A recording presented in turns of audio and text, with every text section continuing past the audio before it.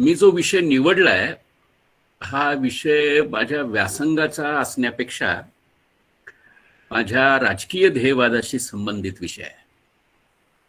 म्हणजे त्यात माझी पोच किती आहे यापेक्षाही जास्त तो एकंदरीतच माझ्या विचाराच्या दृष्टिकोनातून महत्वाचा आहे, म्हणून हा विषय मी निवडलाय. जात आणि वर्ग या संबंधातली चर्चा नवी नाहीये.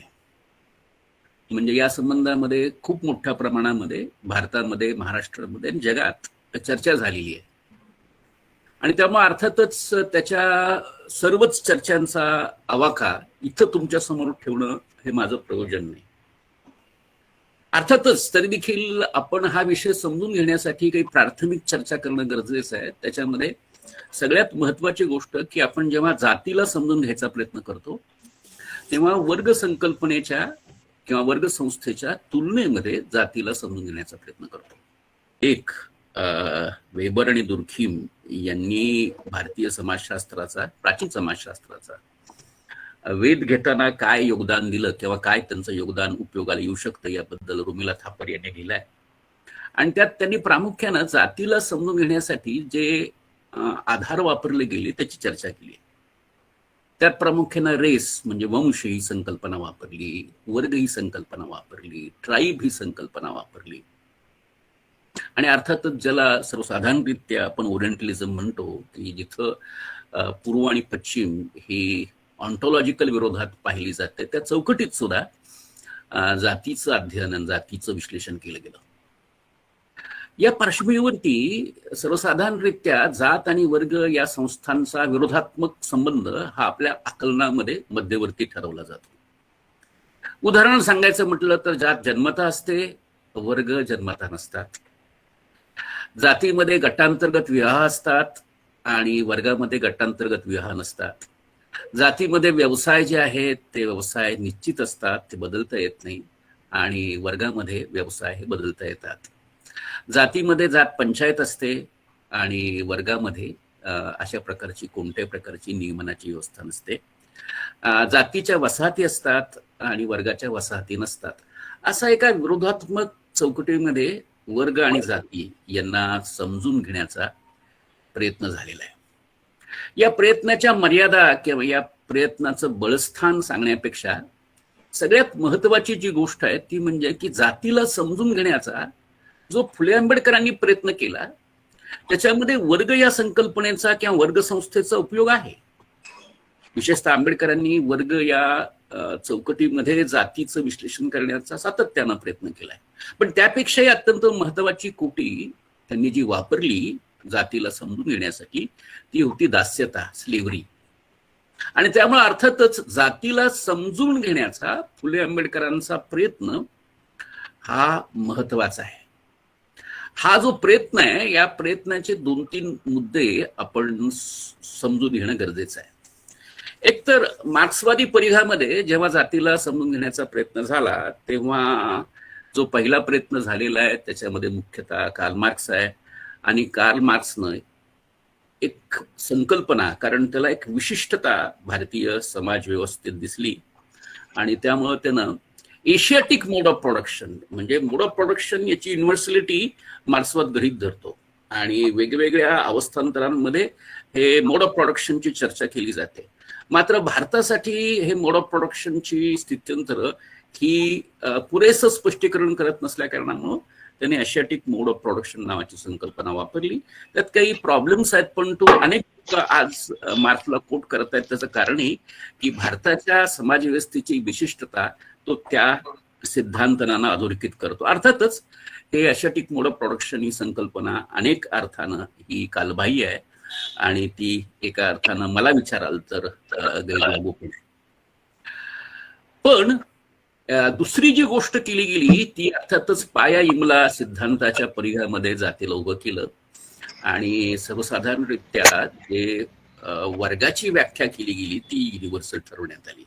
आणि वर्गाची व्याख्या जी मार्क्सवादाने केली ती प्रामुख्यानं in relations two means of production, उत्पादनाच्या साधनाच्या कक्षेमध्ये वर्गाची व्याख्या करण्यात आली. आणि त्या अनुषंगानं एक जो पाया आहे तो एका व्यापक पातळीवरती युनिव्हर्सल हिस्टॉरिकल प्रोसेसचा भाग मानला गेला. अर्थातच उत्पादन साधनं, उत्पादन पद्धती, उत्पादन संबंध यांच्यामध्ये वर्ग पाडला गेला आणि इमला जो आहे तो प्रामुख्याने जातीचा आहे असं सिद्धांत करण्यात आलं. मार्क्सवादी सिद्धांताच्या या मर्यादांवरती टीका झालेली आहे, त्याच्यामुळे खोलात मी जाणार नाही, त्याची चर्चाही मी करणार नाही. पण यामध्ये सगळ्यात महत्वाचा जो गाभाचा मुद्दा आहे, जो फुले आंबेडकरांच्या एकंदरीत आकलनातून दुरुस्त करण्याजोगा आहे, किंबहुना नंतरच्या मार्क्सवादी चिंतकाच्या अनुषंगाने दुरुस्त करण्याजोगा आहे, तो आपण इथं समजून घेतला पाहिजे. आणि तो साधारणतः आपल्याला इथं क्वालिफाय करता येईल, इथं उपस्थित करता येईल, तो म्हणजे अल्थुझर. अल्थुझर प्रोडक्शन अँड रिप्रोडक्शन या संकल्पना वापरताना प्रामुख्यानं प्रोडक्शनला पायाचा भाग आणि रिप्रोडक्शनला इमल्याचा भाग मांडतो. रिप्रोडक्शन ही एका अर्थानं म्हणलं तर समाज व्यवस्थेची पुनरुत्पादन प्रक्रिया आहे, ज्याच्यामध्ये समाज आपल्यालाच पुन्हा जन्माला घालत असतो, जाती व्यवस्था पुन्हा पुन्हा जन्माला येत असते. विशेषतः मनुष्याला जन्माला घालण्यापासून मनुष्याची संस्कृती जन्माला घालण्यापर्यंत सगळा पसारा या पुनरुत्पादनामध्ये येत असतो. आता सगळ्यात महत्वाची गोष्ट आपण समजून घेणं गरजेचं आहे की ह्या दोन्ही व्यवस्था या अशा विलग नसतात, त्या एकमेकात मिसळलेल्याच असतात. म्हणजे इमला आणि पाया याच्यामध्ये असा काटेकोर भेद करण्याची जी भूमिका मार्क्सवादी घेतात आणि त्याच्या अनुषंगानं जगाच्या एकंदरीतच सामाजिक प्रक्रियांचं विश्लेषण करायचा प्रयत्न करतात, त्याच्यामध्ये मुळातच एक गंभीर असा दोष आहे.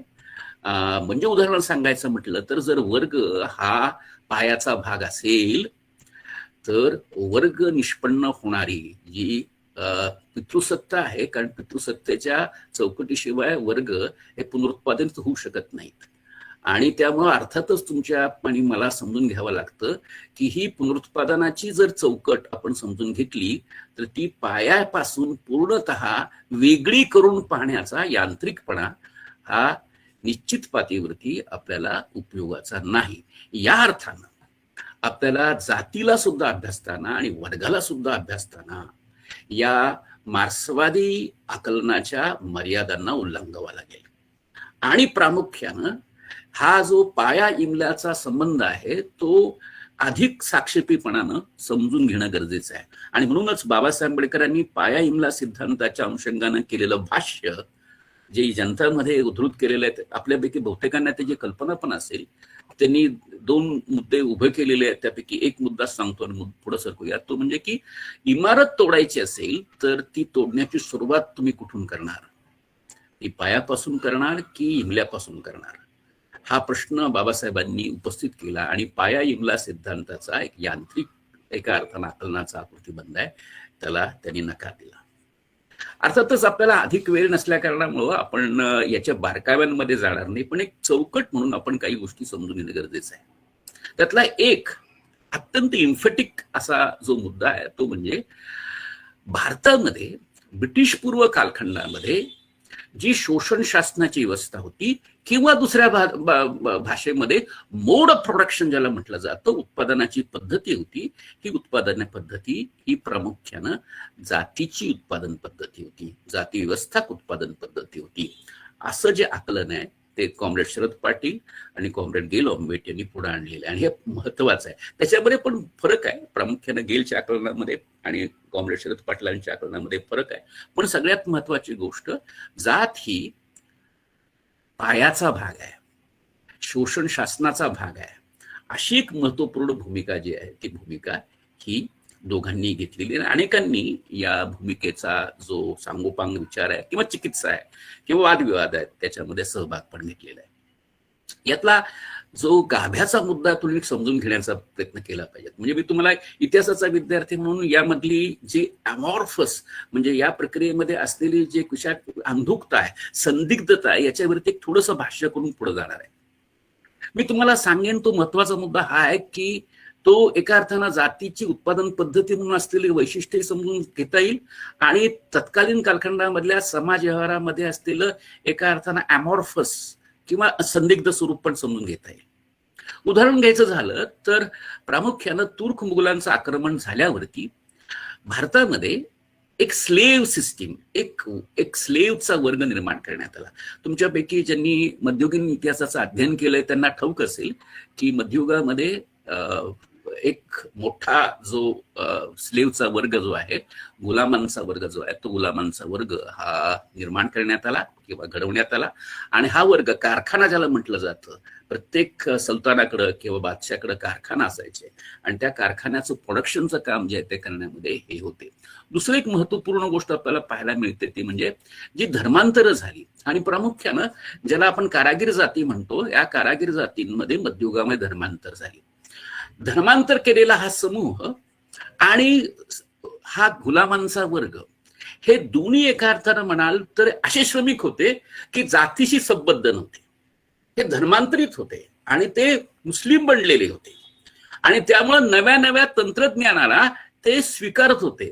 म्हणजे जातीच्या त्या एका अर्थानं असलेल्या काटेकोर व्यवसायबद्धतेपासून ते एका अर्थानं बाजूला झाले. उदाहरण सांगायचं म्हटलं तर या तुर्क मुघलांच्या बरोबर ती पर्शियन व्हील आलं, म्हणजे पर्शियन चाक आलं.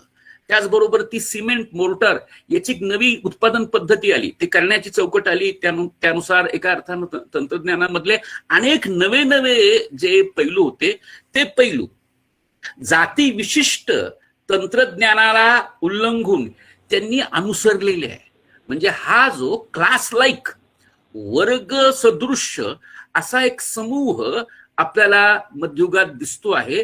त्या समूहानं हे नवं तंत्रज्ञान की जुनं एका अर्थानं जी समाजव्यवस्था आहे किंवा जाती समाजव्यवस्था आहे, त्या जाती समाजव्यवस्थेचं वैशिष्ट्य असं आहे की ती प्रामुख्यानं caste specific technology, caste specific mode of production याच्याशी जोडलेली आहे. उदाहरण द्यायचं झालं तर तुम्हाला समजून घ्यावं लागेल ते म्हणजे मातंग रोप तयार करतात. मातंग ही अस्पृश्य जात आहे आणि ती भारतामध्ये दोर तयार करते. जवळजवळ 3,500-4,000 वर्ष जुनं तंत्रज्ञान आहे रोप मेकिंगचं. आणि हे रोप मेकिंगचं तंत्रज्ञान जे आहे ते एका अर्थानं श्रमसघन आहे. नुसतं श्रमसघन आहे अशातला मुद्दा नाही, तर त्याच्यामध्ये हजार्ड्स आहेत. म्हणजे तुम्ही जर ते अंबाडी आहे किंवा घायपात आहे ते पाण्यामध्ये जर बुडवून ठेवलं तर ते पाणी जे आहे ते पाणी विषारी बनतं, ऍसिडिक बनतं. आणि त्याच्यामध्ये हे मातंग जे आहेत ते मातंग दूर करण्याचं काम करत असत. म्हणजे जवळजवळ 3,500-4,000 वर्ष हे तंत्रज्ञान जे आहे रोप मेकिंगचं ते बदलत नाही. का स्पेसिफिक टेक्नॉलॉजीचं वैशिष्ट्य राहिलेलं आहे. आणि तुम्हाला कदाचित ते समजून घेता येईल ते प्रामुख्यानं मी तुम्हाला उदाहरण देईल ते कुंभारांचं. महाराष्ट्रामध्ये कुंभारांचे 4 जाती आढळतात मुख्यतः. त्याच्यामध्ये थोर चाके कुंभार आहेत, लहान चाके कुंभार आहेत, गढेरीय कुंभार आहेत, आहिर कुंभार आहेत. गमतीचा भाग समजून घ्यायचा प्रयत्न करा. थोर चाके कुंभार जे आहेत ते कुंभार हे लहान चाकानं मडकं तयार करत नाहीत. लहान चाके कुंभार जे आहेत ते मोठं चाक वापरत नाहीत. गढेरिया कुंभार आहेत ते प्रामुख्यानं घडवावरती हे जे भांडी आहेत ती भांडी या बाजारातून त्या बाजारात घेऊन त्याचा विक्रय करतात. आहिर कुंभार हे मायग्रेटेड कुंभार आहेत महाराष्ट्रामध्ये आलेले. तेव्हा तुम्हाला जर एक सर्वसाधारणरित्या जातीच्या उत्पादनाचा एका अर्थानं स्पेसिफिसिटी, त्याचं एक विशिष्टता ही जातीला किती जोडलेली आहे हे जर पाहिलं तर दुसऱ्या बाजूला हे दिसतं की मध्ययुगीन कालखंडामध्ये एक क्लास लाईक मुवमेंट्स, एक वर्ग सदृश्य एका अर्थानं समाज प्रक्रिया आकार घेते. याचा उल्लेख करायचं कारण हेच की जर या प्रकारचा क्लास लाईक समाज प्रक्रिया आपल्याला दिसते आहे तर ही समाज प्रक्रिया टिकून का राहत नाही. हे सगळे म्हणजे ज्यांनी धर्मांतर करून नवतंत्रज्ञान शिकले, ज्यांनी एका अर्थानं गुलामांचा वर्ग म्हणून स्वतःला एका अर्थानं श्रमामध्ये गुंतवलं, हा सगळा वर्ग मुस्लिम धर्मामधला जाती व्यवस्थेच्या चौकटीमध्ये बद्ध झाला. मुस्लिम समुदायामध्ये, कम्युनिटीमध्ये तुम्हाला जातीच्या चौकटीमध्ये ते रिडक्शन, त्यांचं लघुकरण झालेलं पाहायला मिळते, ते त्यामध्ये गेलेले पाहायला मिळेल. आणि यावरून आपण नीट समजून घेणं गरजेचं आहे की उत्पादन संबंध जे आहेत ते उत्पादन संबंध त्या कालखंडामध्ये हे प्रामुख्यानं जाती व्यवस्थेचेच राहिलेले आहेत आणि उत्पादन पद्धती सुद्धा जाती व्यवस्थाकच राहिली आहे. त्याचं बळ, त्याचा डॉमिनन्स, त्याचं केंद्रीवर्तित्व हे तत्कालीन कालखंडात असल्या कारणामुळं तुम्हाला अगदी क्लास लाईक मुवमेंट जे आहेत, समाज प्रक्रिया आहेत, त्या समाज प्रक्रिया सुद्धा जाती व्यवस्थेतच कोसळताना दिसत आहेत. आणि हे नीट समजून घेणं गरजेचं आहे. या अर्थानं जाती व्यवस्थेची भौतिकता आपण नीट तपासून घेणं गरजेचं आहे. वैश्विक सिद्धांत म्हणून, शास्त्रीय सिद्धांत म्हणून, थेरी म्हणून आपण सातत्यानं जे वास्तव आपल्याला दिसतंय, वास्तव प्रगट होतंय, त्याच्याकडे दुर्लक्ष करून चालणार नाही.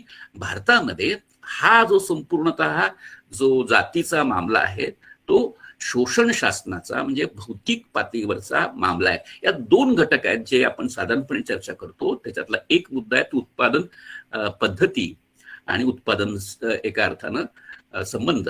याच्यात एक महत्वाचा आणखीन मुद्दा जो आहे तो म्हणजे उत्पादन आणि विनिमय संबंध. म्हणजे उत्पादनाचा संबंध आणि विनिमयाचा संबंध.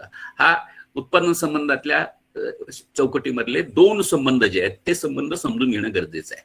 आणि त्याच्यामध्ये जातीची विशिष्टता काय आहे की जातीचं जे शोषण आहे, सरप्लस अप्रोप्रिएशन आहे, हे सरप्लस अप्रोप्रिएशन हे प्रामुख्यानं जातीच्या विनिमय संबंधातून होतं. म्हणजे जातीचा म्हणून एक विनिमय संबंध जो आहे तो विनिमय संबंध मध्ययुगामधल्या एकंदरीत सरप्लसचं किंवा वरकडाचा अपहरण करण्यामधला मध्यवर्ती मुद्दा राहिलेला आहे. आपण जर जातीचा बलुत्याचा संबंध घेतला तर आपल्या लक्षात काय येतं की जे सामुदायिक श्रम आहेत, म्हणजे गावामध्ये असलेल्या वेगवेगळ्या बलुतेदार जातीचे श्रम आहेत, ते श्रम ते शेतकरी जातीला देतात. आणि शेतकरी जाती आणि हे सर्व बलुतेदार जाती, अलुतेदार जाती त्यांच्या एकत्र श्रमाच्या मधून जे उत्पादन करतात ते धान्याच्या राशीच्या रूपात खळ्यावरती उभं राहतं. या धान्याच्या राशीमध्ये कोणाचा किती वाटा आहे हा जो विनिमय संबंध आहे, हा विनिमय संबंध तुम्हाला जातीनं घडवलेला दिसेल. बाबासाहेब आंबेडकरांचं अत्यंत महत्वाचं असं कोट आहे की ते असं म्हणतात की principle of graded inequality when enters in economic realm it gives high caste most and best, it gives low caste worst and list.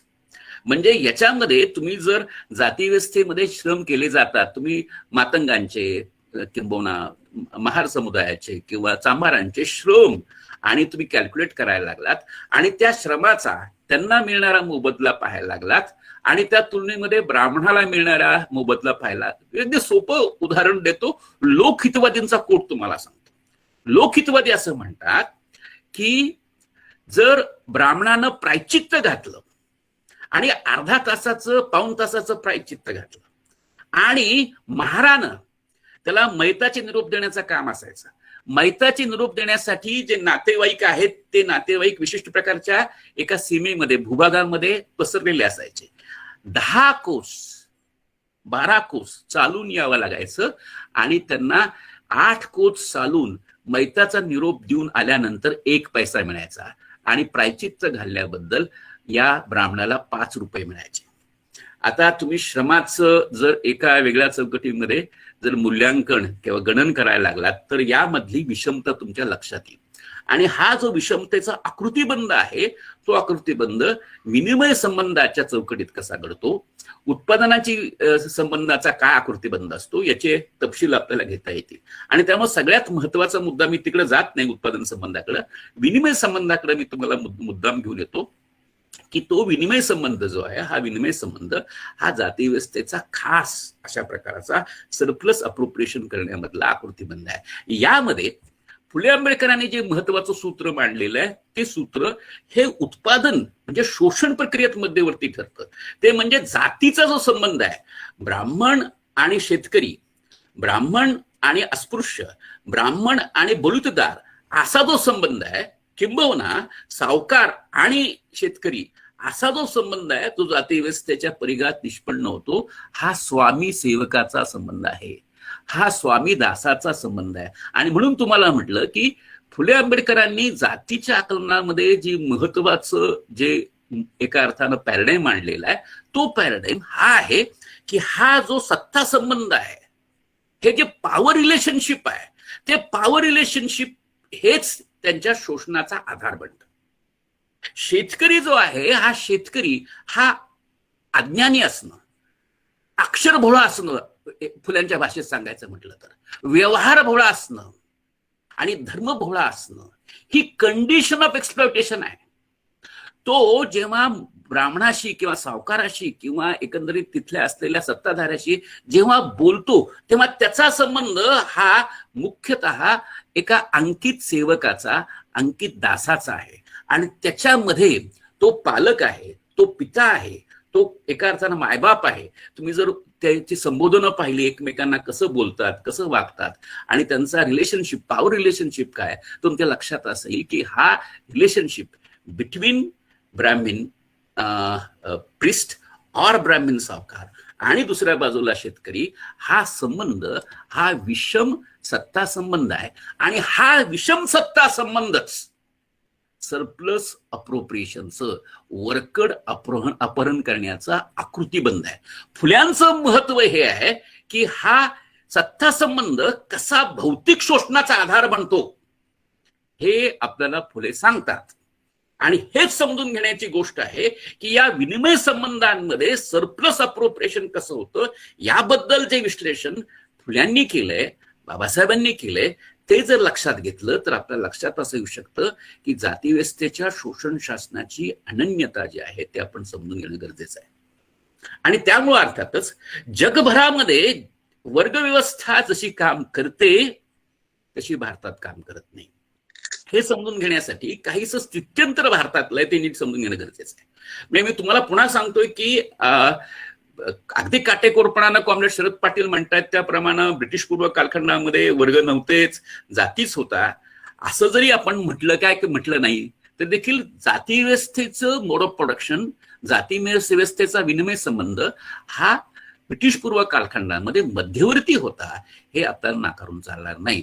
त्याच्यामध्ये अनेक समूह या चौकटीत येत होते, आदिवासी समूह येत होते, परदेशातून आलेले समूह येत होते, परंतु त्या मोड ऑफ प्रोडक्शनच्या एका विशिष्ट पातळीवरच्या डॉमिनेशनमुळे त्या चौकटीमध्ये जोडले जात होते. आणि त्यामुळे भारतामध्ये मध्ययुगामधले सगळे धर्म हे जाती प्रधान राहिलेले आहेत हे त्यामुळे नीट समजून घेणं गरजेचं आहे.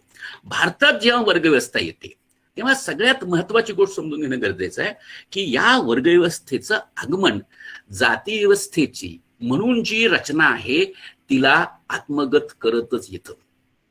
जात याची व्याख्या बाबासाहेबांनी जी केली ती अत्यंत महत्वाची आहे, ती म्हणजे इंडोगॅमी, गटांतर्गत विवाह. आणि गटांतर्गत विवाहाच्या चौकटीमध्ये जात रिप्रोड्यूस होत जाते. गटांतर्गत विवाहाच्या चौकटीमध्ये ब्राह्मण ब्राह्मण म्हणून रिप्रोड्यूस होत जातात, शेतकरी शेतकरी म्हणून रिप्रोड्यूस होत, शुद्ध शेतकरी रिप्रोड्यूस होत जातात, अस्पृश्य अस्पृश्य जाती म्हणून रिप्रोड्यूस होत जातात.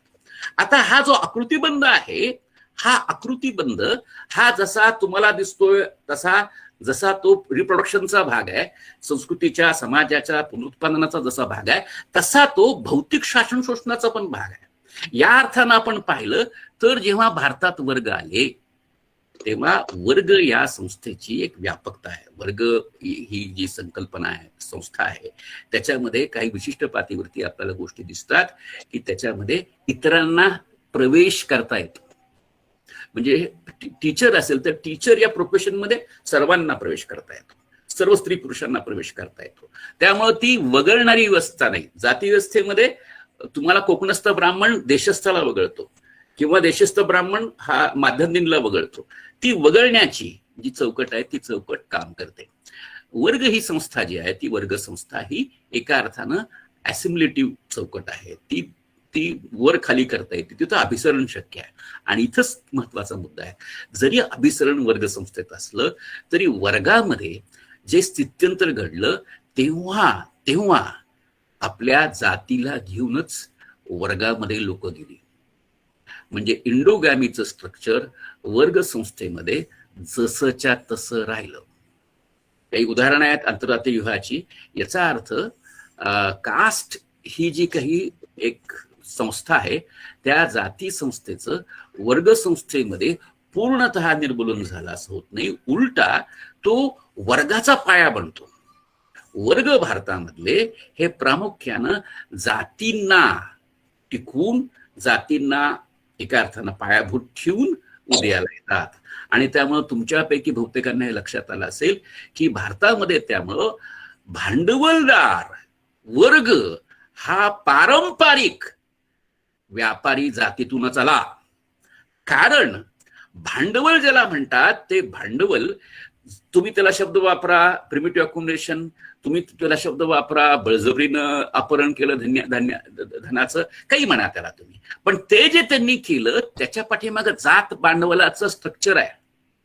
मध्ययुगामध्ये असो किंवा आधुनिक वसाहत काळात असो, एक नेटवर्किंग आहे की ज्या नेटवर्किंग मधून व्यापारी जाती या धनसंचय करत गेल्यात.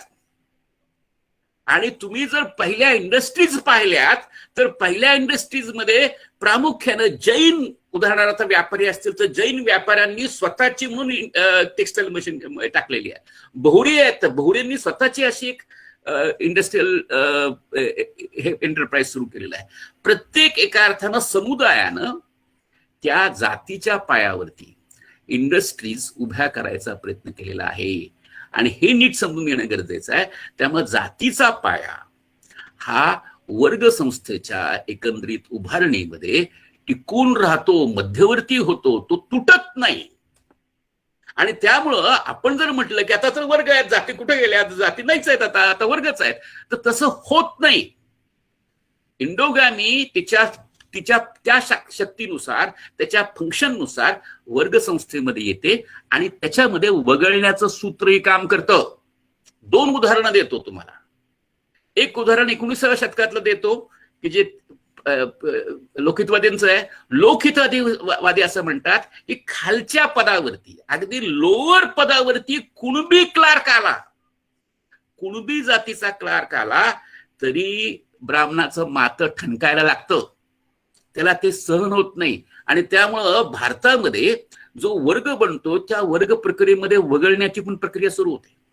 म्हणजे तुम्हाला जातीचं फंक्शन वर्गामध्ये पूर्णतः अनुपस्थित राहणं अपेक्षित असतं, तसं ते राहत नाही.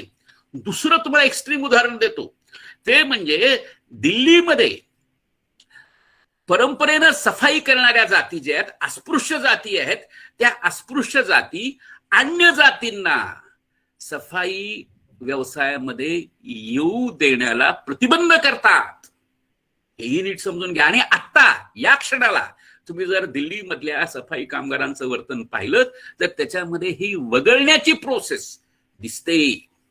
या अर्थानं तुम्ही हे नीट समजून घेणं गरजेचं आहे की आपण नुसतं जाती गेल्या वर्ग राहिले असं जेव्हा म्हणतो, तसंच संस्थात्मक ढाचा म्हणून, प्रक्रिया म्हणून जात काम कशी करते वर्ग व्यवस्थेमध्ये हेही समजून घेणं गरजेचं आहे. याचा अर्थ वर्ग व्यवस्था नाही, जाती व्यवस्थाच आहे असा काढणं गैरलागू आहे. भारतामध्ये वर्ग हे निष्पन्न झाले आहेत. ते इंटेलेक्च्युअल म्हणून, म्हणजे विचारवंतांचा वर्ग म्हणून जसे आहेत तसे कामगार वर्ग म्हणून उदयाला आलेले आहेत. आणि त्यामुळे वेगवेगळ्या चौकटीमध्ये आपल्याला ही वर्ग आणि जातीचा आंतरिक संबंध टिकून राहिलेला दिसून येतो. यात एक महत्वाची गोष्ट आपण समजून घेणं गरजेचं आहे, म्हणजे भांडवलशाही कॉन्ट्रॅक्ट आणते. म्हणजे मी माझे श्रम बाजारामध्ये विकू शकतो आणि ती माझी जी खुलेपणा आहे तो खुलेपणा हा एकंदरीतच भांडवलशाहीचं एक महत्वपूर्ण सूत्र आहे की तुम्ही बाजारात येऊ शकता आणि तुमचे श्रम वस्तू याचा विनिमय करू शकता. इथं सगळ्यात महत्वाची गोष्ट आपण समजून घेतली पाहिजे ती म्हणजे जेव्हा आपण बाजारात येतो तेव्हा बाजारात आल्यावरती भारतामधला विनिमय संबंध हा जातीला सोडून येत नाही. म्हणजे आपण हे समजून घेतले पाहिजेत, दलित श्रमिक असेल, आदिवासी श्रमिक असेल तर तो डिपेंडंट असतो. जितका तो डिपेंडंट तेवढं त्याचं शोषण अधिक. आणि त्यामुळं भारतामध्ये सर्वाधिक स्वस्त मजूर उपलब्ध होणं या पाठीमाग जाती व्यवस्थेचा विनिमय संबंध भारतामध्ये, मी तुम्हाला अगदी मनापासून सांगतो की आज मोड ऑफ प्रोडक्शन म्हणून, उत्पादनाची पद्धती म्हणून भांडवली उत्पादन पद्धतीच आहे. त्याच्यावरती वाद घालायचं कारणच नाही, त्याच्याबद्दल मतभेद करायचं कारणच नाही. पण या भांडवली उत्पादन पद्धतीच्या पोटामध्ये आपल्याला जातीचा विनिमय संबंध, विषम संबंध आहे. आणि त्यामुळं तुम्ही एका विशिष्ट प्रकारच्या अचिव्हमेंट्स केल्यात तर तुम्हाला मिळणारे जॉब्स याच्या संबंधातली विषमता पाहायला मिळते. सुखदेव थोरात यांनी एक छोटासा जो एक प्रयोग केला, छोटासा एका अर्थानं मला सर्वे केला, त्याच्यामध्ये एकच बायोडाटा जाती बदलून जेव्हा त्यांनी वेगवेगळ्या एस्टॅब्लिशमेंटला, भांडवली एस्टॅब्लिशमेंटला पाठवल्या, तेव्हा त्याला मिळालेला रिस्पॉन्स हा जाती निहाय राहिलेला आहे आज या क्षणी. ही समजून घेणं गरजेचं आहे. म्हणजे तुमची बायोडाटा तोच आहे जो ब्राह्मण बायोडाटा म्हणून गेलेला आहे, आणि तोच बायोडाटा अस्पृश्य जातीच्या नावानं टाकल्यानंतर त्याला प्रिफर करण्यात आलं नाही, त्याला वगळण्यात आलेलं आहे. ही जी काही संपूर्ण गोष्ट आहे ती गोष्ट आपल्याला कशा पद्धतीनं विनिमय संबंध उभा राहतो याचा काही खुलासा देते. तुम्ही विनिमय संबंधाच्या चौकटीमध्ये वगळले, एक तर त्या जाती स्ट्रक्चर मध्ये राहता, वगळले तरी जाता, किंवा तुमचं मूल्य कमी केलं जातं. तुम्हाला दिलेला एका अर्थानं मूल्य जे आहे, तुमचं जे श्रम आहेत, वस्तू आहेत, त्याचा विनिमय हा कमी ठेवला जातो. आणि हे नीट समजून घेणं गरजेचं आहे की जेव्हा आदिवासी तो मध बाजारात आणतो तेव्हा आदिवासीचा मध हा अस्सल मध असून सुद्धा, आदिवासी जी लाख आणतो ती एका अर्थानं अधिक ऑथेंटिक असताना सुद्धा, आदिवासीचे श्रम हे एका अर्थानं अधिक असताना सुद्धा त्याला दिला जाणारा मोबदला अत्यल्प राहतो. हे जातीव्यवस्थेच्या शोषणाचं वैशिष्ट्य भांडवलशाहीत कायम राहतं. बाबासाहेब आंबेडकरांनी ऑलिव्हरचा एक रेफरन्स दिलेला आहे त्यांच्या भाषणांमध्ये, तो फार महत्वाचा आहे. त्यानं जाकार्तामध्ये तो गव्हर्नर होता आणि त्यानं एकंदरीतच स्लेव्हरी म्हणजे काळ्यांची गुलामी, ही काळ्यांची गुलामी भांडवलशाहीनं कमी नाही केली, उलट भांडवलशाहीनं या काळ्यांच्या गुलामीला अधिक दृढ केल्याचं विश्लेषण केलेलं आहे.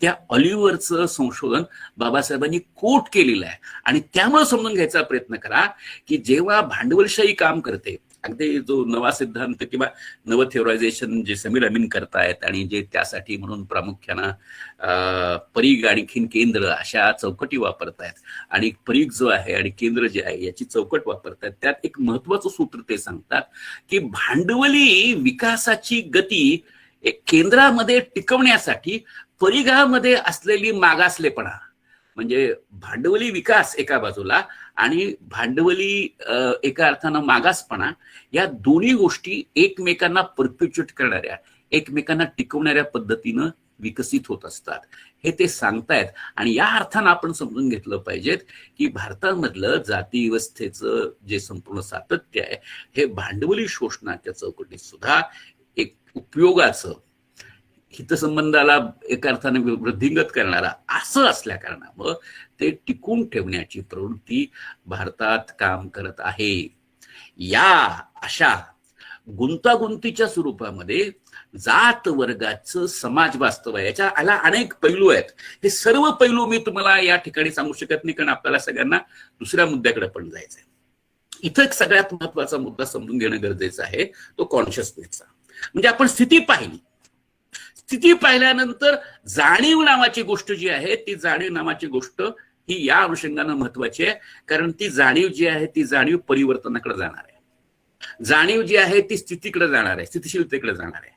तर स्थितिशीलता आणि परिवर्तन या दोन्ही गोष्टींच्या एकंदरीतच आकलनामध्ये जाणीव महत्वाची आहे.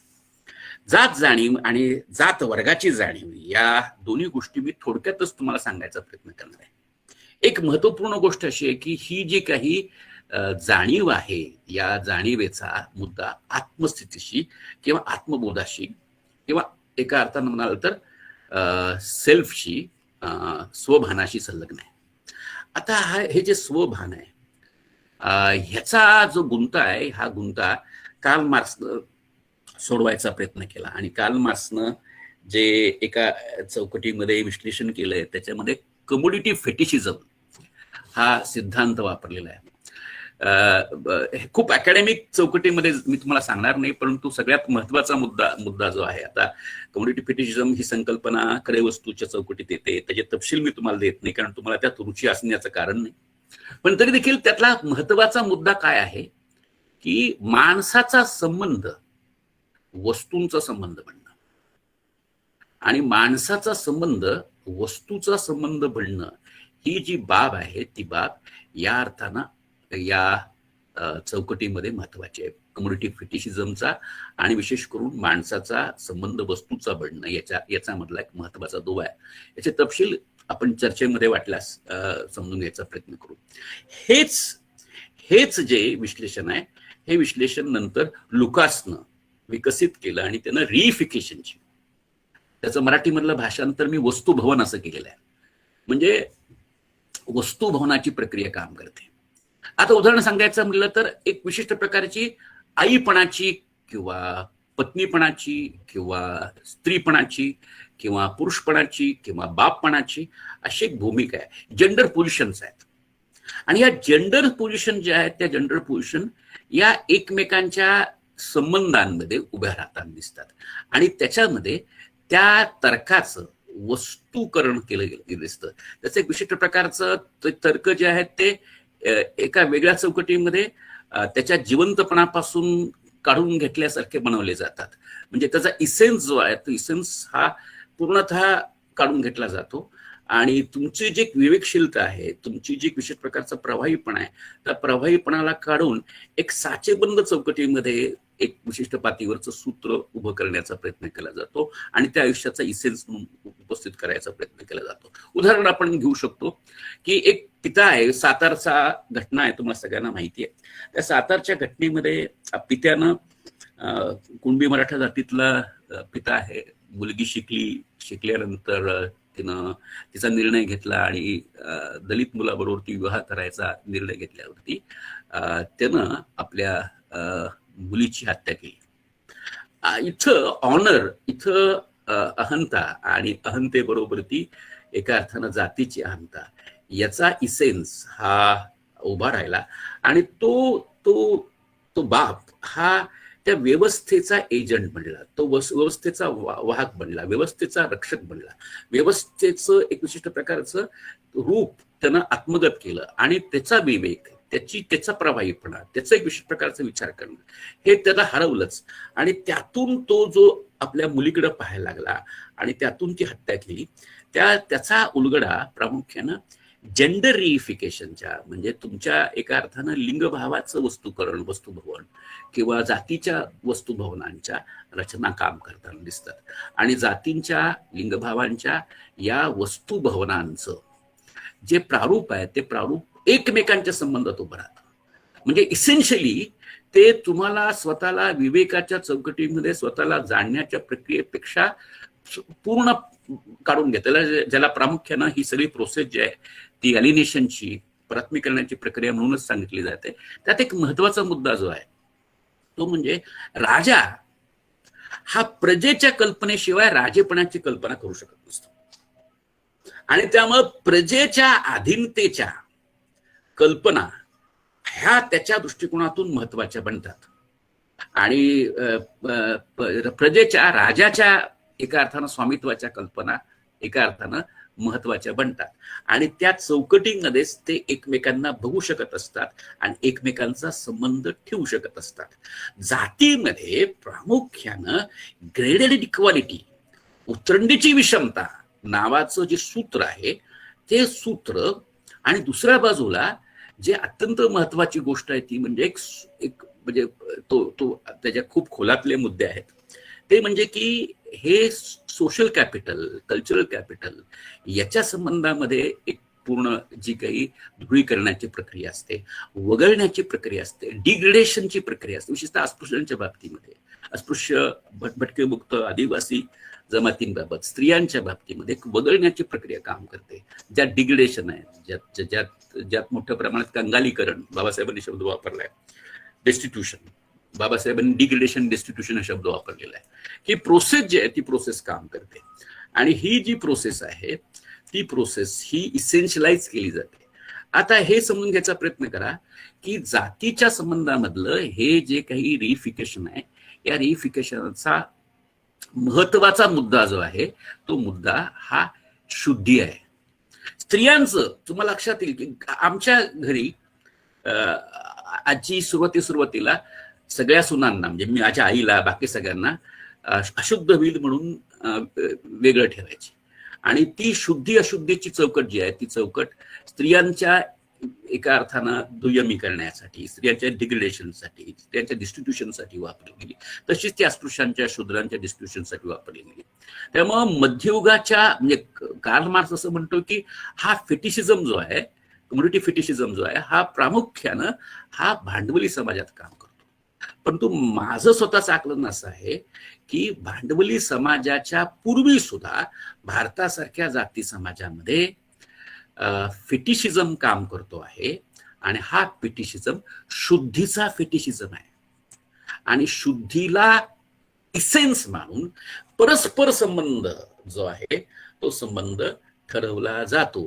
आणि हा परस्पर संबंधाचं जे एक विशिष्ट पातळीवरचं जंजाळ आहे, ते जंजाळ अगदी ज्यांना अशुद्ध मानलं गेलं, सर्वात अशुद्ध मानलं गेलं, त्या अस्पृश्य जातींमध्ये राहिलं. म्हणजे तुम्ही कोसाऱ्यांचं पुस्तक वाचलं, विदर्भातली दलित चळवळ, तर त्यात त्यांनी ज्या विदर्भातल्या वेगवेगळ्या महार पोट जाती आहेत, उदाहरण सांगायचं म्हणलं तर बावणे आहेत, आदवन आहेत, लाडवण आहेत, यांच्यामध्ये शुद्धी विठ्ठलाचा मोठा मुद्दा आहे. म्हणजे आदवन मित्र आहे, बावणे आणि आदवन हे दोघं मित्र आहेत. आणि आदवन माणसानं, आदवन मित्रानं बावणेच्या मुलीच्या लग्नामध्ये जेवण वाढलं म्हणून जातीनं त्या आदवनालाही बहिष्कृत केलं आणि बावणे जातीनं त्या बावणेला बहिष्कृत केलं. तुमचा इसेन्स जो आहे, तो इसेन्स, तुमचं जे एक परस्परांची नातं आहे, ते परस्परांची नातं, तुमची जी आत्मभान आहे, ते आत्मभान हे या अर्थानं शुद्धीच्या एका चौकटीमध्ये अडकवलं गेलं. आणि त्यातून लोक एकमेकांना पाहायला लागले. मग तुम्ही तत्कालीन कालखंडामधले ब्राह्मण पोट जातीमधले वाद बघा. ब्राह्मणांनी सारस्वतांना काय वागणूक दिली ते पहा, देशस्थानी कोकणस्थ ब्राह्मणांना काय वागणूक दिली ते पहा. आणि तुम्हाला शुद्धीचा हा मुद्दा जो आहे तो परस्पर संबंधांमध्ये कसा प्रभावी राहतो हे समजून घेता येईल. मध्ययुगामधली ही शुद्धीची भानगड ही ज्या एका अर्थानं वर्ग समाजामध्ये, आता भारतामध्ये जात वर्ग समाज आहे, भांडवली स्थितीतंत्र घडलंय, त्या काळातही कायम राहते. कारण जातीचा सामाजिक पाया हा वर्गाचा सामाजिक पाया असल्या कारणामुळं ही जी शुद्धीचा फेटिशिझम आहे, हा या कम्युनिटी फेटिशिझमच्या कालखंडात सुद्धा कायम राहतो. आणि त्यामुळं तुम्हाला अगदी मुंबई सारख्या शहरात सुद्धा आमच्या कॉलनीमध्ये मटन मांस खाणाऱ्यांना बंदी आहे अशा प्रकारचे बोर्ड लागलेले दिसतात. आणि त्या शुद्धीच्या परिघामध्ये स्वतःची एका अर्थानं पुन्हा पुन्हा उभारणी करण्याचा प्रयत्न, शुद्धीच्या त्या चौकटीमध्ये, शुद्धीच्या त्या उतरंडीमध्ये एका अर्थानं स्वतःला पाहण्याचा आणि स्वतःचा आत्मभान घडवण्याचा आणि त्या प्रकारचं एजन्सी बनण्याचा एक प्रयत्न आपल्याला दिसतो. या अर्थानं ही गुंतागुंत जी आहे, ती गुंतागुंत आपण समजून घेणं गरजेचं आहे. वर्ग ही संकल्पना ही ज्या पद्धतीनं मार्क्स समजून घेतो त्यापेक्षा अधिक व्यापक पद्धतीनं आंबेडकर समजून घेतात. आणि मी तुम्हाला सांगेन की प्रामुख्यानं वर्ग या संकल्पनेला प्रामुख्यानं आपण जर उत्पादन साधनांच्या चौकटीतच समजून घेतलं तर ते पुरेसं ठरत नाही. ती समजून घेण्यासाठी कास्ट आणि क्लास याच्या चौकटीमध्ये प्रामुख्यानं तुम्हाला दर्जा, तुम्हाला प्रामुख्याने शिक्षण, तुम्हाला प्रामुख्यानं ज्याला कॅपिटल म्हणतो, कल्चरल कॅपिटल, सोशल कॅपिटल, या संकल्पना गरजेच्या आहेत. त्याशिवाय भारतातल्या जात वर्गाचं आकलन नीट होणार नाही. हे प्रामुख्यानं जात वर्गाच्यासाठी म्हणून आपल्याला सीमित चौकटीमध्ये वर्ग या संकल्पनेची व्याख्या करून चालणार नाही. तर ही व्याख्या काही प्रमाणात विस्तारणं गरजेचं आहे. म्हणूनच बाबासाहेब आंबेडकर मार्क्सच्या दोनच वर्ग असण्याच्या व्याख्याच्या बद्दल आक्षेप घेतात. आणि वर्गाच्या एकंदरीत आकलनामध्ये वेबरला पण एका अर्थानं सामील करतात. आणि स्वतःच्याच एका अर्थाने चिंतनातून किंवा अभ्यासातून कल्चरल कॅपिटल, सोशल कॅपिटलचे प्रारूप, त्यांनी ती संकल्पना मांडली असं नाही, प्रारूप आपल्याला ते सांगताना दिसतात. आता ही जर आपण सर्वसाधारणरित्या बाब लक्षात घेतली तर जात वर्गाचा हा जो संबंध आहे, हा संबंध याच्यामध्ये आणखीन एक महत्वाची गोष्ट समजून घेणं गरजेचं आहे की जेव्हा आत्मभान उभं केलं जातं, एनी काइंड ऑफ आयडेंटिटी, मी कदाचित अधिक रॉ पद्धतीनं बोलतोय असं कदाचित तुम्ही समजू शकता, पण तो सरळ सरळ की आपण जेव्हा आयडेंटिटी बांधण्याचा प्रयत्न करतो तेव्हा आयडेंटिटी बांधण्याच्या कोणत्याही प्रयत्नामध्ये एक फिक्शन जे आहे, इमॅजिनेशन आहे, त्याचा पार्ट बनतं. म्हणजे उदाहरण सांगायचं म्हटलं तर मी प्राध्यापक आहे. आता मी प्राध्यापक आहे अशी ओळख जेव्हा राहुल करून देत होता तेव्हा राहुलचं प्राध्यापकाच्या विषयीचं एक इमॅजिनेशन जे आहे ते इमॅजिनेशन त्याच्यामध्ये काम करत असतं. कदाचित तो माझी ओळख बांधतोय म्हणून सुद्धा असेल, त्यात काही गौरवाचे भाग जो आहे तो नसलेले असलेले त्याच्यामध्ये टाकायचा प्रयत्न करतो. हे इमॅजिनेशन जे आहे ते इमॅजिनेशन हे प्रामुख्यानं कोणत्या ओळखीमध्ये अनिवार्य असतं. उदाहरणार्थ मी ओळख बांधतो आहे एका विशिष्ट जातीची, मग जातीचा एका अर्थाने इतिहास जो आहे तो इतिहास आणि त्याचं इमॅजिनेशन आहे, ती इमॅजिनेशन आपल्या एकंदरीत अस्तित्व भानाची बाब म्हणून महत्वाचं बनत असतं. आणि हे समजून घेण्याची गोष्ट अशी आहे की आपण एका अर्थानं कॉस्मोपॉलिटन वर्ग बनलो तरी देखील आपल्याला प्रामुख्यानं ब्राह्मणीकरणानं वेढलेलं असतं. कारण त्याचा मी तपशील सांगत नाही, यापूर्वी मी लिहिलेलं पण आहे आणि बोललेलो पण आहे. भारतामध्ये प्रामुख्याने वेस्टर्नायझेशन, पाश्चात्तीकरण आणि दुसऱ्या बाजूला ब्राह्मणीकरण या दोन प्रोसेसेस वर्ग बनण्याच्या प्रक्रियेमध्ये मध्यवर्ती आहेत. आणि त्यामुळं सगळ्यात महत्वाची गोष्ट, जे वर्गोन्नत होतात ते वर्गोन्नत झालेले कोणतेही समुदाय, निम्न जातीतले विशेषतः, उच्च जातीतले तर आहेच आहेत, सर्व जातींमधले संप्रदाय ब्राह्मणीकरणाचं जे वर्तन व्यवहार आहे त्या वर्तन व्यवहाराची चिन्ह संहिता अक्वायर करतात. आणि इथं सगळ्यात महत्वाची गोष्ट आपण समजून घेणं गरजेचं आहे की इतिहासाच्या एका टप्प्यावरती जी संस्था नष्ट झाली ती आहे वर्णसंस्था. आणि वर्णसंस्था ही बाजूला पडून जाती संस्था होती आली. आज तुम्हाला भारतामध्ये वर्ण संस्था दिसत नाही. तुम्ही ब्राह्मण म्हटलात तर ब्राह्मण जाती आहेत. उदाहरणार्थ महाराष्ट्रामध्ये मला मी 10 ब्राह्मण जातीची नावं घेऊ शकतो आणि प्रत्येक रिजन मध्ये तुम्हाला ब्राह्मणांच्या वेगळ्या जाती दिसतील, वर्ण नाही. पण जाती व्यवस्थेचं तत्वज्ञान वर्ण राहिलं आणि त्यामुळे वर्ण संस्था आणि वर्ण उतरंडीच्या चौकटीमध्येच जाती व्यवस्थेची उतरंड राहिली.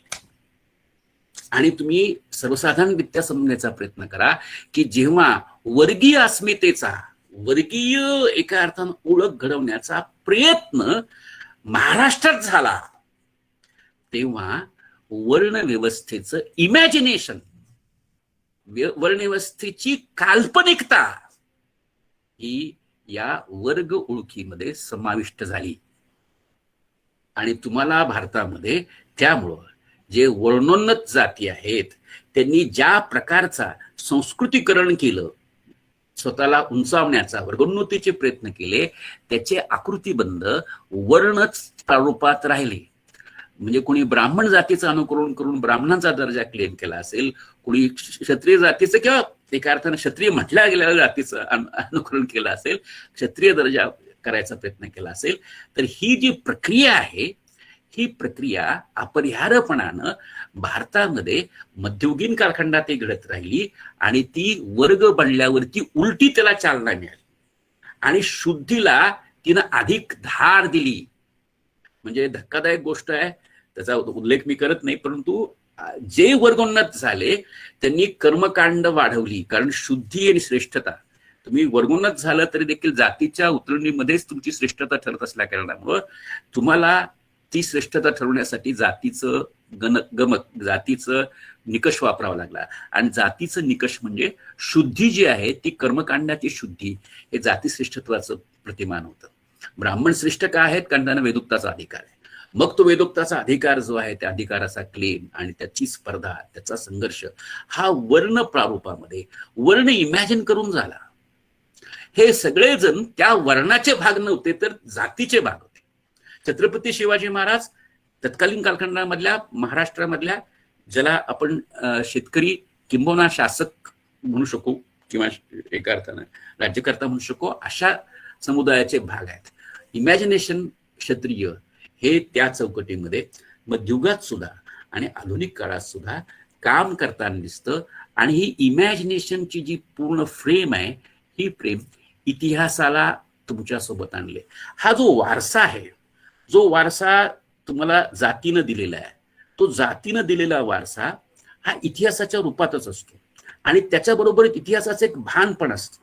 आणि ते नवं भान किंवा जुनं भान जे त्या पद्धतीनं त्या विशिष्ट प्रकारच्या वारशामध्ये संबलित होत असतं, त्यामधून तुमची ती अस्मिता, तुमचं ती ओळख घडत असते. आणि ही जी ओळख घडते, या ओळखीमध्ये इमॅजिनेशनचं म्हणजे एका अर्थानं कल्पनेचं एक महत्वाचं सूत्र आहे.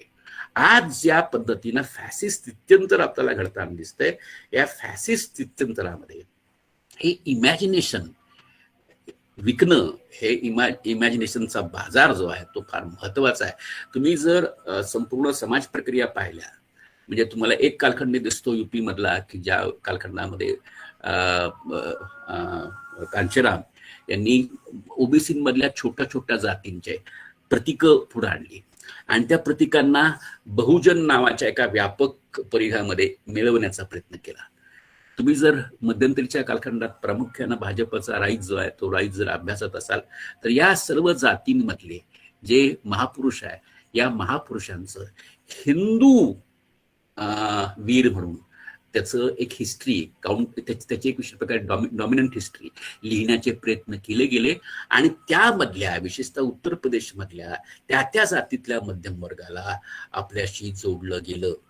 त्यामुळे ही इमॅजिनेशनची फ्रेम जी आहे, ही इमॅजिनेशनची फ्रेम ही प्रामुख्यानं या कास्ट रिइफिकेशनचा आणि कास्ट क्लास रिइफिकेशनच्या एकंदरीत प्रोसेसमध्ये एक कळीची भूमिका बजावताना दिसते आहे. आणि आपण त्याच्याकडं दुर्लक्ष करून चालणार नाही. ते फेक हिस्ट्री करतायत तर करतातच आहेत, ते खोटा इतिहास रचतायत तर रचतातच आहेत. पण हा इतिहास हा लोकांना त्यांच्या डिझायरचा, त्यांच्या इच्छेचा आणि त्यांच्या इमॅजिन्ड इच्छेचा भाग म्हणून त्यांना संचालित करतो आहे, त्यांचं वस्तुभवनही करतो आहे आणि त्यांना एजंटही बनवतो आहे. हे नीट समजून घेणं गरजेचं आहे. आपण मुंबईमधलं हे स्थित्यंतर साधारणतः जर आपण चार्ट केलं की काय घडलं मुंबईमध्ये आणि कसं घडलं मुंबईमध्ये, आणि या मुंबईमधला जो प्रामुख्यानं मध्यम वर्ग आहे आणि मुंबईमधला प्रामुख्यानं जो श्रमिक वर्ग आहे त्याची एकंदरीत जळणघडण पाहायला लागलो तर आपल्याला लक्षात येऊ शकतं की काय घडतं आहे. आता उदाहरण घेतलं आपण की तुम्हाला मी सांगितलं की मुंबईमधला भांडवलदार वर्ग जो आहे तो भांडवलदार वर्ग हा प्रामुख्यानं व्यापारी जातीमधून आला. मुंबईमधला जो मॅनेजर क्लास आहे तो प्रामुख्यानं उच्च जातीतून म्हणजे ब्राह्मण जातीतून किंवा सारस्वत किंवा प्रभू जातीतून आलेला आहे. हे नीट पहा, त्या तत्कालीन कालखंडातले अकाउंट्स काढले, कागदपत्र काढली, तुम्हाला स्पष्ट दिसेल. आणि कामगार वर्ग मात्र भारतातल्या वेगवेगळ्या जातीतून आला. तुम्हाला कदाचित माहिती असेल, जॉबर्स म्हणजे कामगार जे आहेत त्या कामगारांना नोकरीवर लावण्यासाठी एक एजंट असते, त्याला जॉबर म्हटलं जायचं. हा जॉबर जो आहे, हा जॉबर हा आपल्या गावातील आपल्या जातीतील लोकांना मुंबईत आणायचा आणि मुंबईत आणून त्यांना नोकऱ्या द्यायचा आणि त्यांचं नियमन, त्यांचं संपूर्ण संचालन हे कंपनी करायची नाही, फॅक्टरी करायची नाही, तर त्याचं नियमन जे आहे ते नियमन हा जॉबर करायचा. हा जॉबर एका बाजूनं या कामगारांच्या शोषणाचा हस्तक पण झाला, मध्यस्थ पण झाला. आणि दुसऱ्या बाजूला तुला इंटरेस्टिंग वाटेल, मुंबईमध्ये कम्युनिस्ट पार्टीचं जे एका अर्थानं संघर्ष झाला, त्या संघर्षामध्ये सुद्धा हा जॉबर वर्गच कम्युनिस्टांच्या पाठीमागे उभा राहिलेला आहे. एका बाजूला त्याचा संबंध कामगार वर्गाशी त्यांच्या जातीय आणि प्रादेशिक रचनांमध्ये राहिलेला आहे. याच्याबद्दल नारायण चंदावरकर यांनी चांगली मांडणी केलेली आहे. त्याचं काहीसा खुलासेवार पुन्हा कधीतरी चर्चा करता येईल. पण ह्यातला एक महत्वाचा कॉम्पोनंट आपण समजून घेणं गरजेचं आहे की जो मुंबईच्या आत्ताच्या कॉम्प्लेक्शनशी संबंधित आहे. मुंबईमध्ये प्रामुख्याने तुम्ही दलित घेतले तर दलित कोणत्या कामासाठी आले? एक सगळ्यात महत्वाची गोष्ट तुम्हाला गोदी कामगारांच्या बद्दल अनेकांनी सांगितलेली दिसेल. गोदी मध्ये प्रामुख्यानं या आमच्या सातारा भागामधला जो फाटका नागवला गेलेला शेतकरी जो होता, वासातिक शोषणामधून चिरडलेला जो शेतकरी वर्ग होता, हा शेतकरी वर्ग तिकडे गेला आणि त्यांना हमालीच्या नोकऱ्या पत्करल्या. त्याच्यामध्ये साधारणपणे जवळजवळ एका अर्थानं 80-85% आसपास या गोदी कामगारांमध्ये हा कुणबी म्हणवला जाणारा किंवा तत्सम एका अर्थानं समूहाचा भाग हा हमालीची कामं करत होता. 15% अस्पृश्य होते आणि या 15% अस्पृश्यांच्या मध्ये काही स्त्रिया होत्या. हे अस्पृश्य का आले? तर अस्पृश्य प्रामुख्यानं या गोदीमध्ये जे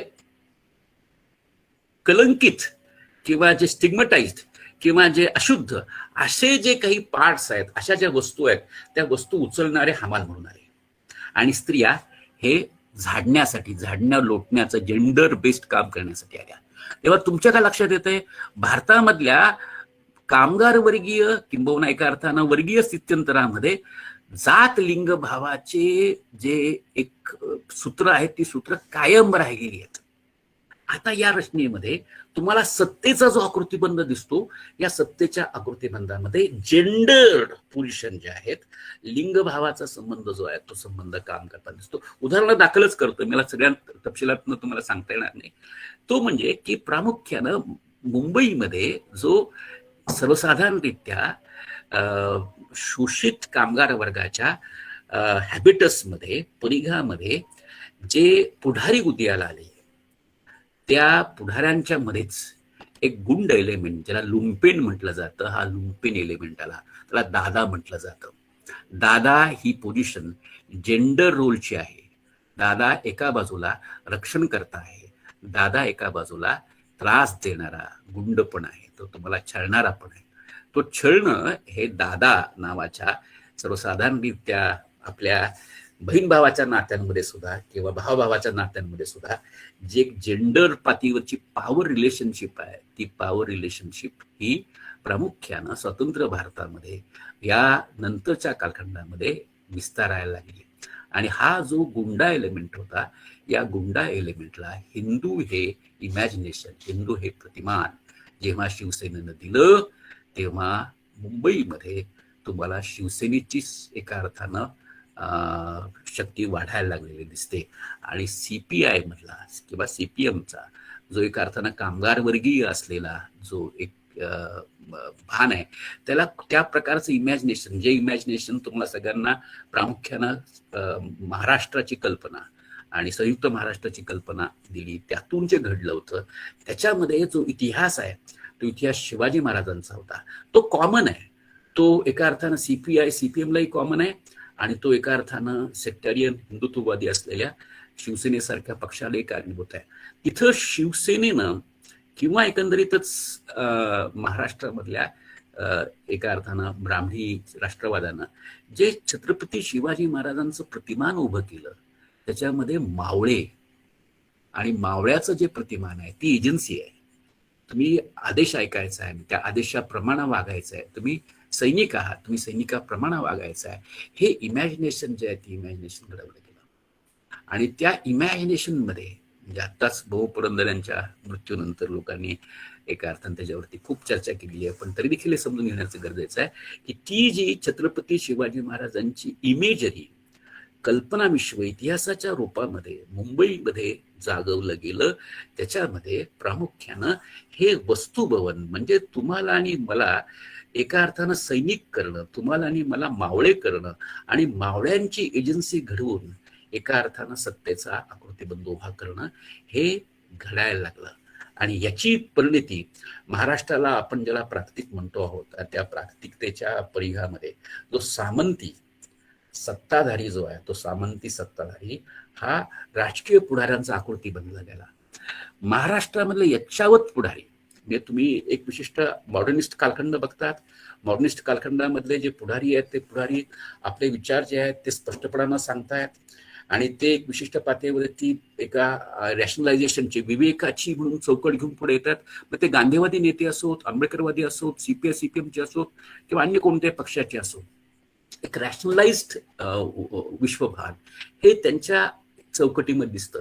पण जसा महाराष्ट्रामध्ये वर्ग आणि वर्गाचा एका अर्थानं जास्तीत जास्त विस्तार होऊ लागतो, तेव्हा हे जात सामंती प्रारूप जे आहे ते प्रारूप महाराष्ट्रामध्ये नेत्यांमध्ये विस्तारायला लागतं. तुम्ही कोणताही नेता आणि पहा, नेत्याचा दिवाणखाना पहा, नेत्याची एकंदरीतच कल्चरल सिस्टीम पहा. सामंती, जात सामंती जे संपूर्ण भान आहे की ज्या पद्धतीनं तो त्यांच्या कार्यकर्त्यांशी वागतो, तो स्वतःला ज्या ठिकाणी ठेवतो, ज्या प्रकारचं एका अर्थानं दिवाणखान्याचं स्ट्रक्चर असतं, त्याची खुर्ची, इतरांच्या खुर्च्या, त्याचं उभं राहणं, इतरांचं उभं राहणं, या सगळ्या गोष्टी तुम्ही पाहिल्यात तर तुम्हाला हे एका अर्थानं जात सामंती जे प्रतिमान आहे ते प्रतिमान हे वर्ग बनल्यानंतर, विशेष करून सत्ताधारी वर्ग बनल्यानंतर जास्तीत जास्त आळवलं जाताना दिसत आहे. आणि तुम्हाला हेही समजून घेणं गरजेचं आहे की त्यामुळंच बबू पुरंदर यांच्या व्याख्यानाचा एका अर्थानं महाराष्ट्रामध्ये सर्वदूर विस्तार करण्यामध्ये स्वतःला सामंती, जात सामंती पॉवर स्ट्रक्चरमध्ये पुढे आणणाऱ्या पुढाऱ्यांचा महत्वाचा वाटा राहिलेला आहे.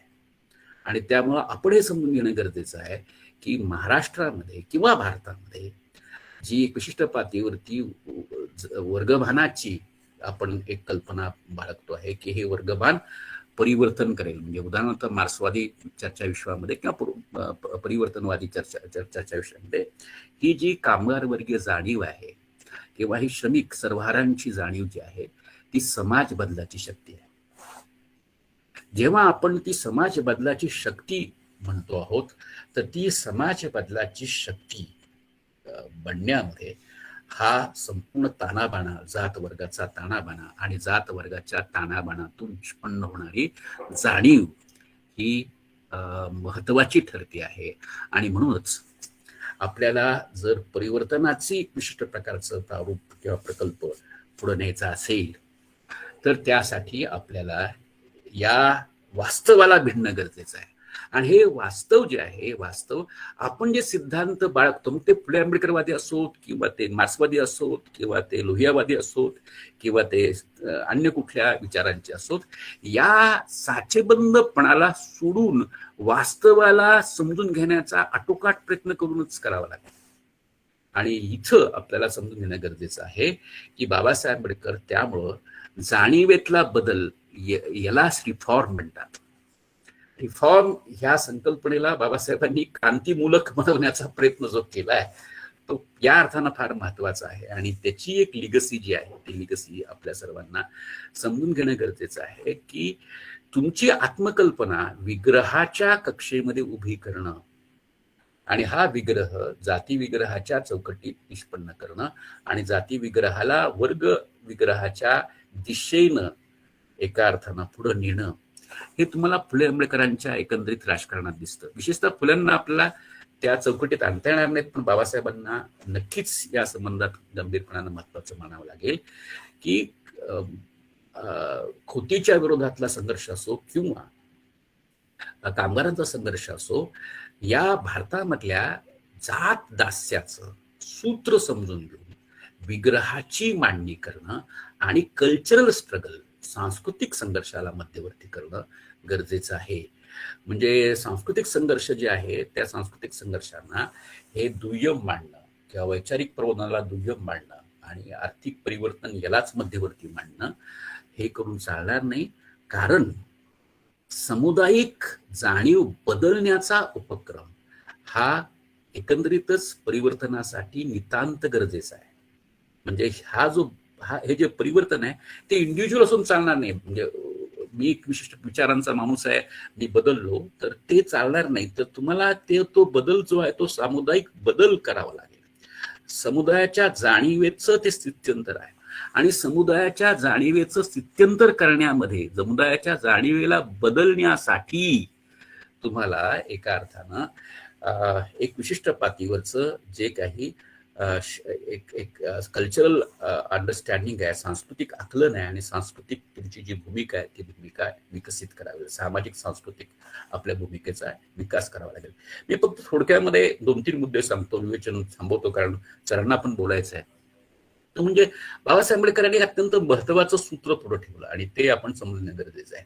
बाबासाहेब आंबेडकरांनी प्रामुख्यानं जाणीवेतल्या बदलासाठी स्वाभिमान हा शब्द पुरेसा नाही, रिस्पेक्ट ज्याला म्हटलं जातं, सेल्फ रिस्पेक्ट, किंवा आत्मसन्मान हा शब्द जास्त इष्ट मी, डिग्निटी हा शब्द जास्त इष्ट मी, हा मुद्दा हा एक सामुदायिक स्थित्यंतर करण्यामध्ये, दलितांचं क्रांतिकारी एका अर्थानं भान विकसित करण्यामध्ये, किंवा किंवा कामगारांचं क्रांतिकारी भान, मी मी अगदी मनापासून तुम्हाला सांगतोय, कुठेही चुकत नाहीये, म्हणजे केवळ बाबासाहेबांवर हे आरोप करत नाहीये, मी तुम्हाला उदाहरणासही सांगू शकतो.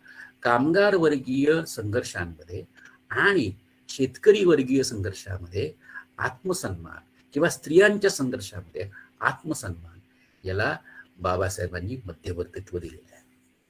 आता हे आत्मसन्मान नावाचं जे संपूर्ण जे कल्पना किंवा एक विशिष्ट प्रकारचं एक सिद्धांत बाबासाहेब मांडतायत, त्याच्या तपशिलात जरी आपण गेलो नाही तरी त्याचे 3 पार्ट आहेत. एक जी गोष्ट आहे ती गोष्ट अर्थातच ही तुम्हाला एक विशिष्ट पातळीवरती आत्मभान जे आहे त्या आत्मभाना संबंधात वाटणारा अभिमान आहे.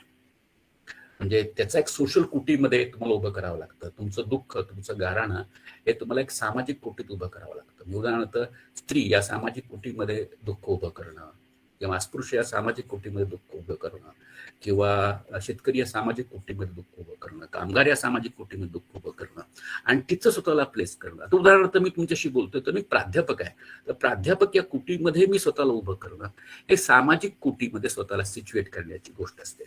ही जी सामाजिक कुटी असते, या सामाजिक कुटीच्या संबंधामधला म्हणजे विशेषतः जे शूद्रातिशूद्र आहेत, स्त्री आहेत, त्यांना आपल्या त्या कुटीचा अभिमान असणं, सत्वाभिमान असणं हे महत्वाचं आहे. आता हा सत्वाभिमान जो आहे, हा सत्वाभिमान इसेन्शियली कास्ट पॅराडाइमला नॉकआउटनच येतो. म्हणजे मनुष्यतेच्या चौकटीमध्ये तुम्हाला सत्वाभिमान असणं आणि मनुष्यतेच्या संबंधामध्ये आपलं वर्तन नसेल, मनुष्यतेच्या संबंधामध्ये आपलं वर्तन नसेल तर त्या संबंधात लाज वाटणं. आणि तिसरी गोष्ट की आपल्याला जर परिवर्तन करायचं असेल तर ती जी काही अन्यायाची स्थिती आहे त्याच्या संबंधात अव्याहतपणानं चीड असणं, आणि नुसती चीड असून चालणार नाही तर त्यासाठी सततची कृतिशीलता असणं, यातूनच एका अर्थानं ते परिवर्तन होतं. त्यामुळे जगातल्या सर्व एका अर्थानं जाणीव बदलणाऱ्या संघर्षांमध्ये, मग ते काळ्यांचा संघर्ष असो, भाषा आत्मसन्मानाची आहे, किंवा स्त्रियांचा संघर्ष असो, भाषा आत्मसन्मानाची आहे, आणि तिसरा संघर्ष आपल्याला मी सांगतो होतो दलितांचा, त्यातही भाषा आत्मसन्मानाची आहे. आणि बाबासाहेबांनी त्या काळामध्ये जे कामगार वर्गाचे संघर्ष केले किंवा शेतकरी वर्गाचे संघर्ष केले ते सुद्धा या आत्मसन्मानाच्या पायावर केले. इथं सगळ्यात महत्वाची गोष्ट आहे की तुम्हाला त्यामुळं जे वस्तुभवित पातळीवरच्या सर्व प्रकारच्या आयडेंटिटी असतात त्याचा क्रिटिक घडवावा लागतो, तिची चिकित्सा करावी लागते, आणि ती चिकित्सा करून तुम्हाला या नव्या एका अर्थाने म्हणाल तर आत्मसन्मानाची भूमिका घ्यावी लागते. आणि हा आत्मसन्मान हा सर्व प्रकारच्या लढ्यांना एका अर्थानं ऊर्जा देणारी बाब आहे. आणि त्यासाठी सांस्कृतिक लढे आणि भौतिक लढे, मी पुन्हा सांगेन की सांस्कृतिक लढे हे एकाकीपणे उभे राहत नाहीत. कृपया जर सांस्कृतिकला तुम्ही आवाजवी महत्व देत असाल तर ते चुकीचं आहे. जातीच्या वर्गाच्या भौतिक शोषणाच्या विरोधात जेव्हा तुम्ही लढे निष्पन्न कराल तेव्हा आत्मसन्मानाच्या सांस्कृतिक लढ्याची भूमिका प्रतिंगत होत असते. ही बाब विसरून चालणार नाही.